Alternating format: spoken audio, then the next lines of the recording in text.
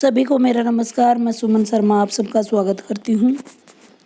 आज मैं आपके साथ प्रगतिवाद प्रयोगवाद नई कविता के 15 मुख्य बिंदु लेकर के उनमें अंतर स्पष्ट करते हुए आपको बताना चाहूँगी कि प्रगतिवाद के समय पर कैसी परिस्थितियाँ थी, प्रयोगवाद का समय क्या था और नई कविता का समय क्या था। जब तक आप इन अंतरों को समझ नहीं पाएंगे तो इसकी कोई भी प्रश्न जो है अच्छे से नहीं कर पाएंगे। कई दिनों से मेरे मन में था कि मैं आप सबको ये अंतर बोर्ड पे करवाऊं, लेकिन समय और व्यस्तता के अनुसार ये सब संभव नहीं हो पाया। तो मैंने यही सही तरीका समझा कि आपको वीडियो बना के दिया जाए। प्रगतिवाद और प्रयोगवाद व नई कविता। सबसे पहले हम इसकी समय सीमा जान लेते हैं। प्रगतिवाद 1936 से लेकर 1943 तक का समय है, यानी स्वतंत्रता से ठीक पहले का समय। इसमें आप जान ही चुके होंगे कि उस समय पर हमारे समाज में क्या क्या चीज़ें घटित हो रही थी। 1936 से 43 जिसमें भारत छोड़ो आंदोलन जैसे तीव्र आंदोलन सक्रिय हो रहे थे।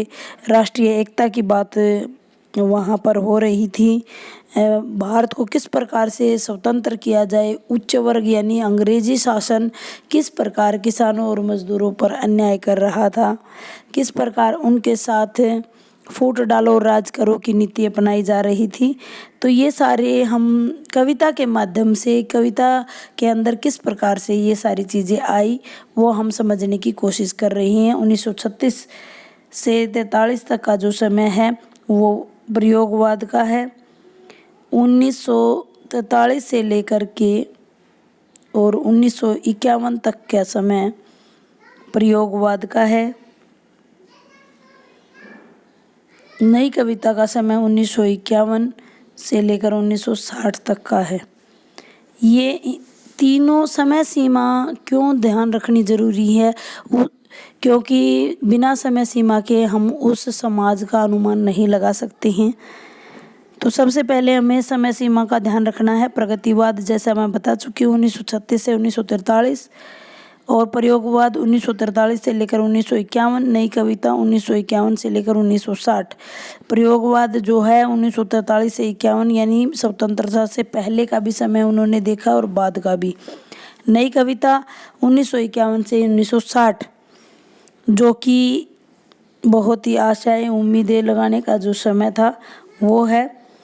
सबसे पहला पॉइंट देखिए, आप स्क्रीन पे आपको दिखाई दे रहा होगा। विद्रोह और क्रांति का काव्य अगर हम कहें तो अतिशयोक्ति नहीं होगी। विद्रोह और क्रांति का काव्य हम इसे कह सकते हैं क्योंकि यह वैसा समय था जब पूरे के पूरा जो समाज है वो जूझ रहा था। इस समय पर जो कविताएं लिखी गई वो सारे विद्रोह की और क्रांति का घोतक रही हैं। आपको अनुमान लग भी गया होगा जो समय सीमा मैंने बताई है आपको। इस समय पर साम्यवादी व्यवस्था का यशोगान किया गया। इस समय पर जो है शोषक और पूंजीपति वर्ग वो एक एक बिंदु के माध्यम से हम डिस्कस करते चले जाएंगे। किसान, मजदूर, अछूत, नारी, मध्यम वर्गीय, कर्मचारी, अध्यापक वर्ग जिसे हम सर्वहारा वर्ग भी कह सकते हैं, उसका उसमें आवाज़ उठाने की बात कही। वह तोड़ती पत्थर के माध्यम से निराला जी ने जो अमीर और गरीब का जो अंतर है वो स्पष्ट दिखाने की कोशिश की। दूसरा देखिए, प्रयोगवाद में सामाजिकता के विरुद्ध जो है व्यक्तिगता, व्यक्ति विशेष को महत्व देने की बात की गई। तीसरा, जो सत्य की पहचान, नई कविता के माध्यम से सत्य की पहचान कर कितना समाज का रोल रहना चाहिए, कितना व्यक्ति विशेष का, तो दोनों की पहचान करने की बात इसके अंदर कही गई है। दूसरे बिंदु की तरफ चलते हैं। जो प्रगतिवादी काव्य है वो सरल और सहज है। इसमें सरल और सहज रूप से अपनी भाषा अपनी बातों को कह देना सबसे आसान तरीके से, उन्हें भाषा से, दिखावे से कोई महत्व नहीं था। उन्हें अपनी बात को रखने से और जो पाठक वर्ग को समझ आने से तात्पर्य था। दूसरी जब प्रयोगवाद की बात मैं कर रही हूँ तो पलायन का काव्य यह रहा है। पलायन का काव्य जो चीज़ों से भागने की बात इसमें की गई है कि व्यक्ति के अंदर द्वंद्व चलते हैं, वो द्वंद्वों से छुटकारा नहीं पा सकता, वो अंदर अंदर घुटता रहता है, तो इसलिए पलायन का काव्य इसको कहा है। समाज से भागता है व्यक्ति, अपने आप से भागता है, अपनी ही अंदर की जो द्वंद्वों से लड़ता रहता है।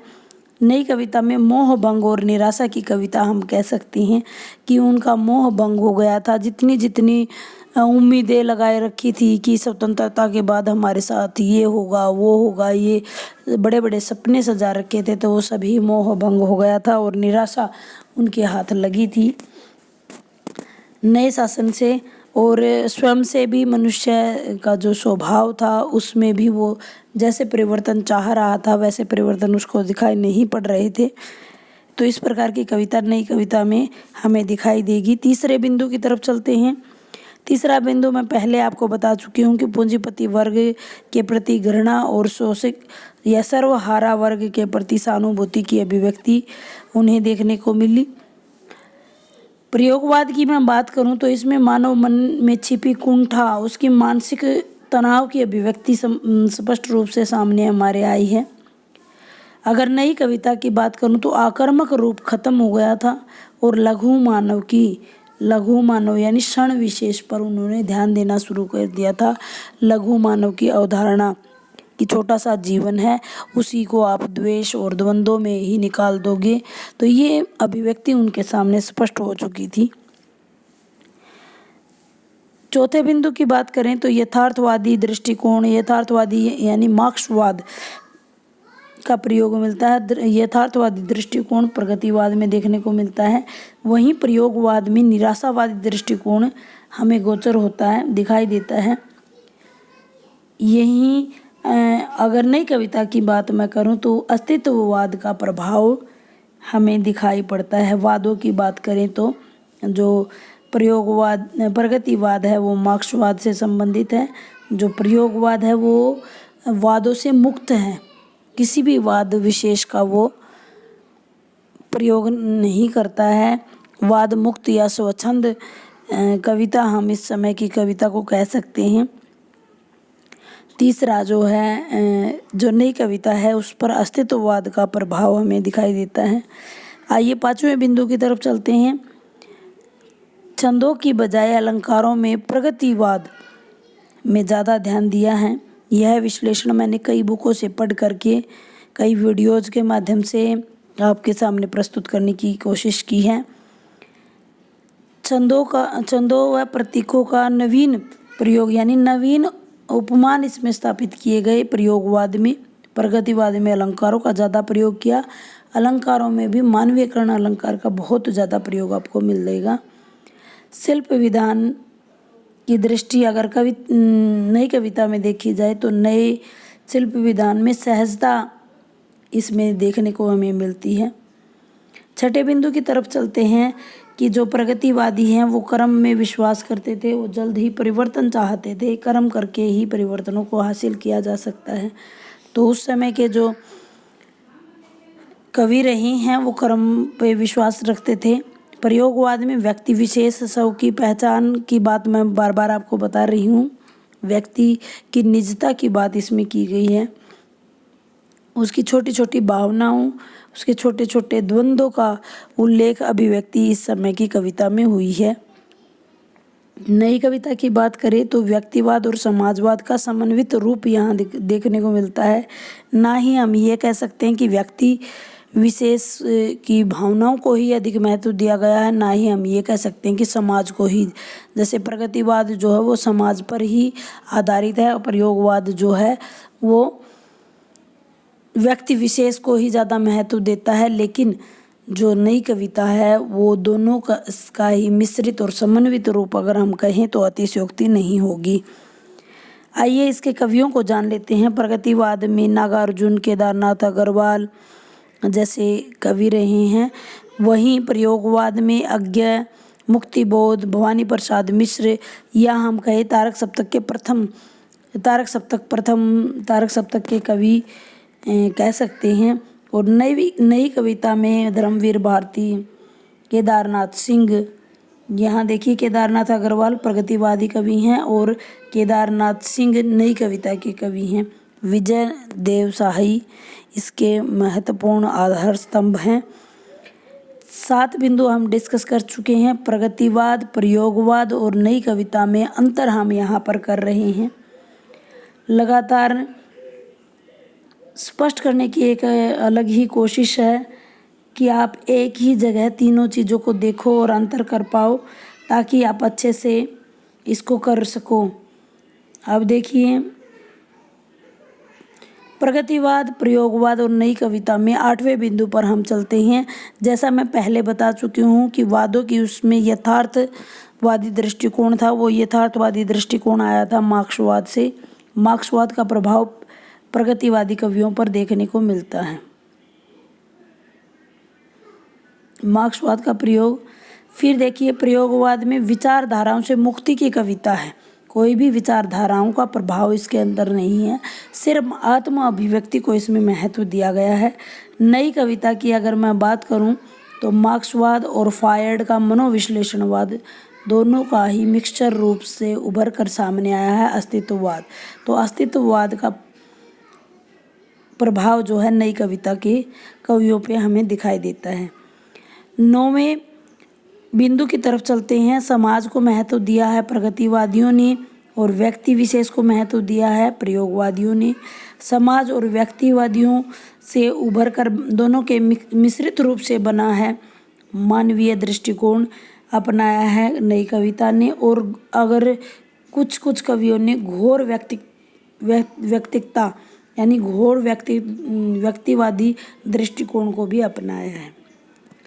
10वें बिंदु की तरफ चलते हैं। ये युग चेतना का प्रगतिवाद जो है युग चेतना को महत्व देता है, जबकि जो प्रयोगवाद है वो ज्ञान की अनुभूतियों को अधिक महत्व देता है, छोटी छोटी अनुभूतियों का अधिक महत्व देता दिखाई दिया है। वहीं नई कविता युग चेतना और मानव चेतना दोनों से मिलकर बनी है। नव मानव की संकल्पना उस पर ज़्यादा ध्यान देता हुआ नजर आता है। 11वां बिंदु है कि राजनीतिक व्यंग्यों पर भरमार कटाक्ष किए हैं प्रगतिवादियों ने। बहुत सारे उदाहरण इसके अंदर आपको देखने को मिल जाएंगे। प्रयोगवाद की अगर मैं बात करूं तो राजनीति से कटा हुआ दिखाई देता है। वहीं नई कविता में यथार्थवादी दृष्टिकोण और राजनीतिज्ञ और नेताओं के ऊपर गहरे व्यंग्य भी कसे गए हैं, यानी अछूता इसको हम नहीं कह सकते हैं। इसमें दृष्टिकोण जो है राजनीतिज्ञ दृष्टिकोण भी उभर कर सामने आता दिखाई दिया है। 11वें बिंदु की तरफ चले तो जो प्रगतिवाद में प्रेम का जो स्वरूप था वो दाम्पत्य मूलक या सहज हम प्रेम कह सकते हैं। दूसरा प्रयोगवाद में दैहिक प्रेम यानी शारीरिक प्रेम ज़्यादा महत्व रखता है और नई कविता में मानवीय प्रेम को महत्व दिया गया है। किसी छोटी छोटी अनुभूतियों के साथ साथ मानवीय यानी एक बड़ी संकल्पना उभर कर सामने आई है कि मानवीय प्रेम। 13वें बिंदु की तरफ चलते हैं। 13वें बिंदु में निम्न वर्ग पर कविताओं, वर्ण विषय की बात करें तो निम्न वर्ग पर कविताएं लिखी गई हैं प्रगतिवाद में। गरीब, किसान, मजदूर, सर्वहारा वर्ग को फोकस किया गया है। वहीं प्रयोगवाद में शहरी मध्यम वर्गीय चेतना को दिखाया गया है। वहीं नई कविता में उच्च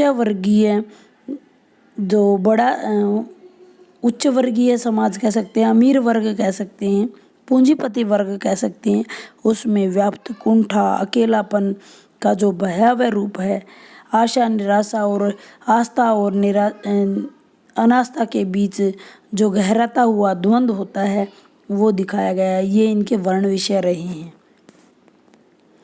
14वां बिंदु है प्रगतिवाद में संवेदना को महत्व दिया गया है, जबकि प्रयोगवाद में शिल्प को महत्व दिया गया है। वही नई कविता की बात करूं तो मैं शिल्प और संवेदना दोनों का समन्वित रूप इसमें बिंबों के माध्यम से कोरी कल्पना स्पष्ट न करके यथार्थ वर्णन उसके माध्यम से करने की कोशिश की गई है।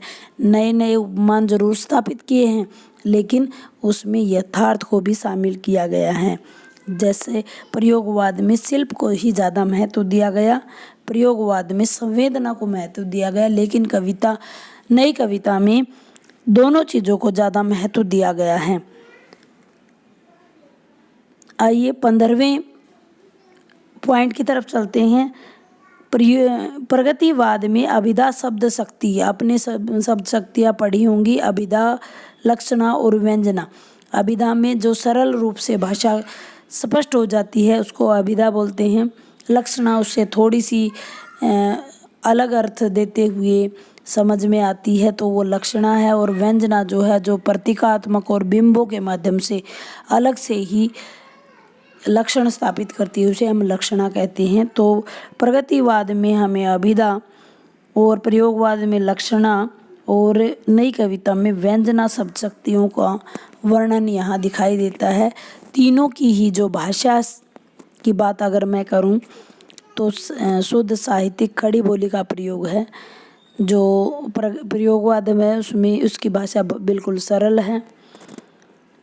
प्रयोगवाद में नए नए उपमानों की स्थापना की गई है तो भाषा थोड़ा सा साहित्यिक रूप ज़्यादा ले लेती है, उपमान उसमें नए नए हो जाते हैं। और नई कविता में भी भाषा शुद्ध साहित्यिक रहती है और व्यंजना की तरफ बढ़ जाती है। उम्मीद करती हूँ वीडियो के माध्यम से आपको अच्छे से जानकारी प्राप्त हुई होगी। धन्यवाद।